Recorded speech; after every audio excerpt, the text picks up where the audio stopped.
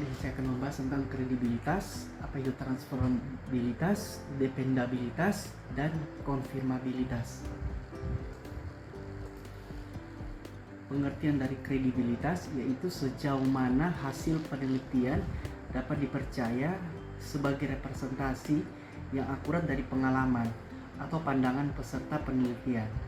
Nah, tujuan dari kredibilitas ini itu untuk memastikan bahwa hasil penelitian itu bukan hanya interpretasi subjektif dari peneliti, melainkan benar-benar mencerminkan realitas sosial yang diungkap oleh partisipan. Nah, dalam meningkatkan kredibilitas ada 5 strategi yang bisa kita gunakan, yaitu 1 triangulasi, yang kedua member checking, yang ketiga prolog engagement, keempat peer debriefing, dan yang kelima observasi persisten.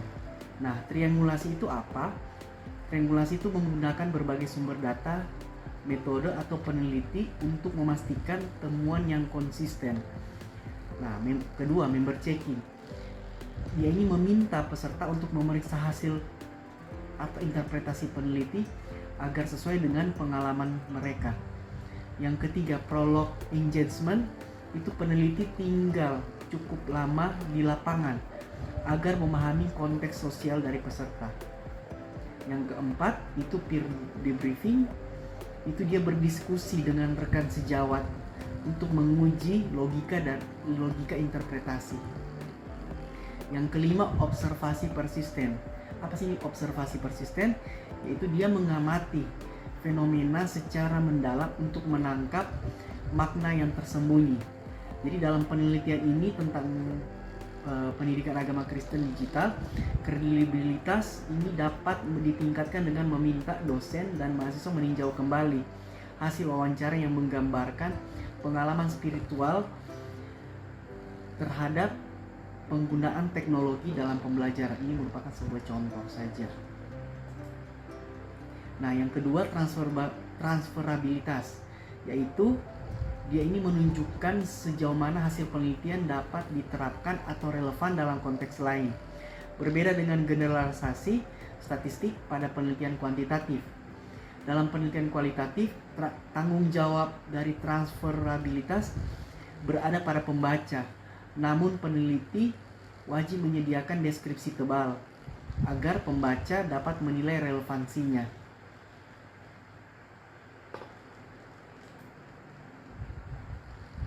Nah, strategi untuk meningkatkan transferabilitas yaitu 1. Thick description, yaitu dia menggambarkan konteks penelitian secara rinci, baik dari lokasinya, waktu partisipan, dan dinamika sosialnya. Yang kedua, detail konteks dan setting. Ya, ini menjelaskan latar belakang sosial, budaya, dan spiritual tempat penelitian berlangsung. Bukan latar belakang, tapi latar sosial. Yang ketiga, dokumentasi naratif yang kaya, yaitu menampilkan kutipan langsung dan kisah pengalaman peserta. Nah, contohnya itu di studi di Sekolah Alkitab di Manado, dia dapat menjelaskan dengan detail mengenai praktik ibadah digital, peran dosen, dan pengalaman mahasiswa. Dengan deskripsi kayak ini, pembaca dari lembaga Kristen yang lain dapat menilai apakah hasilnya relevan dengan mereka atau tidak. Berikut dependabilitas. Nah, dependabilitas ini berkaitan dengan konsistensi proses penelitian, bukan hasilnya. Konsep ini paralel dengan reliabilitas dalam penelitian kuantitatif.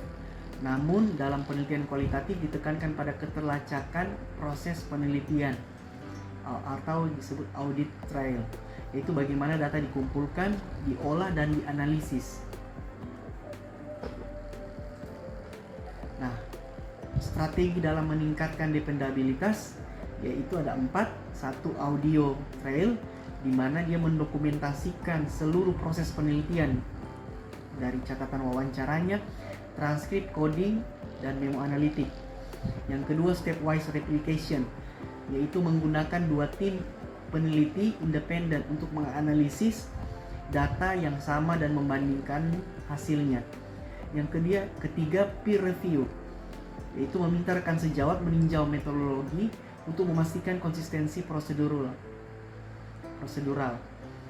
Yang keempat, refleksi diri peneliti, reflexivity journal, yaitu catatan pribadi untuk mengontrol bias peneliti. Jadi dalam studi reflektif tentang pendidikan digital Kristen, dependabilitas dapat diperkuat dengan mendokumentasi seluruh tahap analisis tematik, mulai dari pengkodean wawancara hingga interpretasi nilai-nilai teologisnya. Yang terakhir, konfirmabilitas.